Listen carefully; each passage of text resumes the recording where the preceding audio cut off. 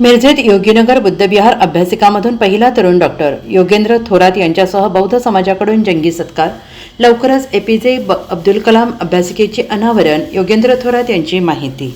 प्रभाग क्रमांक 20 मधील माजी नगरसेवक योगेंद्र थोरात यांनी उभारलेल्या योगीनगर बुद्धविहार अभ्यासिकेमधून अभ्यास करून मध्यमवर्गीय कुटुंबातील एक तरुण आज डॉक्टरी परीक्षा उत्तीर्ण झालाय.